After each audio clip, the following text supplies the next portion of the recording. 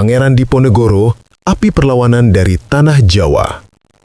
Tahukah kamu bahwa dari tanah Yogyakarta yang damai pernah lahir seorang pangeran yang menyalakan api perlawanan terbesar melawan penjajahan Belanda? Dialah Pangeran Diponegoro, putra dari Sultan Hamengkubuwono III yang memilih hidup sederhana ketimbang menikmati kemewahan istana. Di Tegalrejo, tempat sunyi nan damai itu, Diponegoro hidup di antara rakyat kecil. Ia membaca Al-Quran, menuntun petani, dan mengajarkan arti keteguhan iman. Baginya, tanah Jawa bukan sekedar bumi, tapi amanah dari Allah yang suci. Namun, ketenangan itu hancur ketika penindasan kolonial Belanda semakin menjadi. Rakyat miskin diperas, pajak dipungut tanpa ampun. Di setiap desa, tangisan anak-anak dan jeritan ibu-ibu menggema. Belanda memaksa rakyat tunduk, bukan hanya pada kekuasaan, tapi juga pada kehinaan. Dan puncaknya datang ketika Belanda memasang patok batas tanah di atas makam leluhur Tegalrejo. Bagi orang Jawa, itu bukan sekedar tanah, itu adalah tempat sakral, warisan jiwa para pendahulu.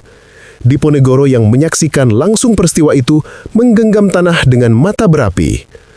Tanah ini bukan milik penjajah, katanya. Ini tanah umat, tanah para leluhur, tanah Allah.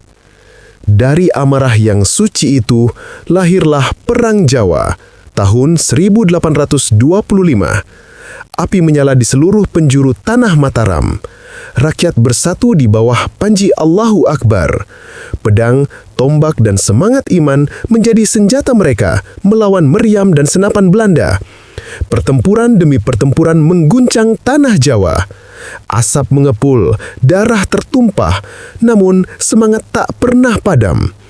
Bagi Diponegoro, perang ini bukan sekedar melawan kekuasaan, tapi melawan penindasan terhadap martabat manusia, terhadap keimanan, terhadap kehormatan bangsa. Selama 5 tahun, Belanda kewalahan menghadapi pasukan yang berjuang dengan hati dan doa. Namun akhirnya, melalui tipu daya, Diponegoro ditangkap di Magelang. Walau dirantai dan diasingkan jauh ke Manado, lalu ke Makassar, namanya tak pernah padam dalam sejarah bangsa. Karena tahukah kamu, meski tubuhnya terpenjara, semangatnya tetap merdeka. Pangeran Diponegoro bukan hanya pejuang, tapi simbol bahwa kemerdekaan tak bisa dibeli dan kehormatan bangsa harus dipertahankan walau nyawa jadi taruhannya. Pangeran Diponegoro, api perlawanan dari tanah Jawa. Like, comment, and subscribe @Gladiator Neraka.